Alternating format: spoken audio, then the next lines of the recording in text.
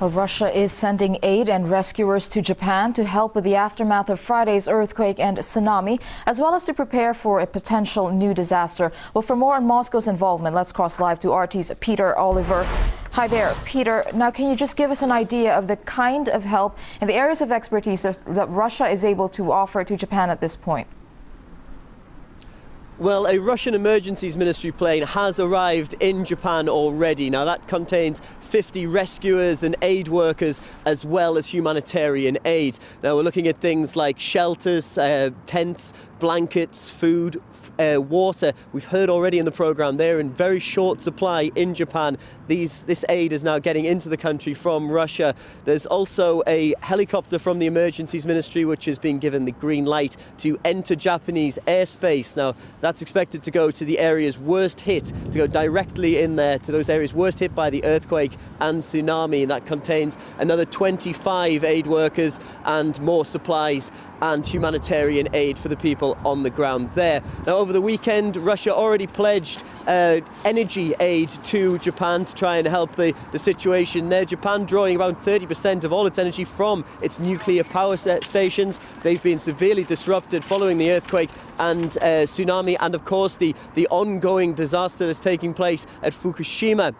Now, in Russia, the emergencies ministry are working very closely with their atomic energy watchdog to try and come up with a contingency plan. They've already started training, in fact, should the worst case scenario come into play and we see a full-scale meltdown at Fukushima. So they're basically looking at all possible outcomes from that continuing problem there with the nuclear power plant. Of course, Moscow has experience with dealing with a serious nuclear accident. Chernobyl, the worst in mankind's history, of course, happening in Ukraine. And from Ukraine, we can now hear from Alexei Yaroshevsky, who talks about what Russia could bring to the table should a full-scale nuclear disaster be on the cards.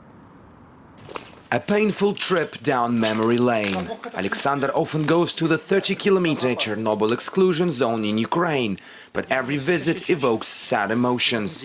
25 years ago, what is now the ghost town of Pripyat was his home, before the Chernobyl fallout changed everything. You know, I don't come here just to take photos. It still feels like home. I spent my best childhood years here. I liked it here. And even those who've never been here before come and feel the calm. So they want to come back here. Alexander is one of hundreds of thousands whose address changed after April the 26th, 1986. The Tryeshina is one of Kiev's youngest districts. In the late 1980s, houses sprung up here literally overnight. Many of those who had to leave their homes in the Chernobyl area found their home here. A total of 300,000 people had to be resettled from the contaminated land. This new life came at a high price. For some reason, the Soviet authorities meddled with the evacuation from the contaminated zone.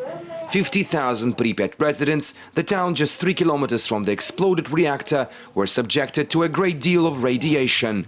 The town's former deputy mayor says this dreadful mistake was caused by a mass confusion which followed the blast.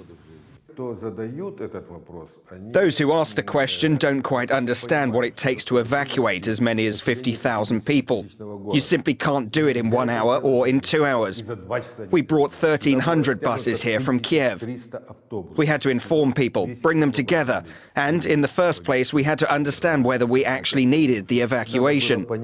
Even specialists in the first stages didn't know whether the reactor was destroyed. Quarter of a century since the disaster, the 30-kilometer area around the plant is a nuclear wasteland. The fallout period for radioactive particles is believed to last several thousand years, so this land would hardly ever be inhabited again. However, some, like this elderly man, were not put off by the radioactive threat and decided to return after the Soviet Union collapsed. When I was moved to Kiev, they gave me a flat and a miserable pension. Not enough to make a normal living. That's why we returned. Our home is here, and we grow our own food here. Besides, nowadays more people come to the zone. Cars pass by all the time. Many stop and bring us some food or money. As the news of a nuclear incident at the Fukushima plant in Japan broke out, the first thing the authorities did was to evacuate residents within 20 kilometers of the facility. 25 years ago, people of the affected area were less fortunate. The reaction of the Japanese government suggests that the lessons of Chernobyl have decades later been learned. Alexei Rashevsky, RT, reporting from Kiev, Ukraine.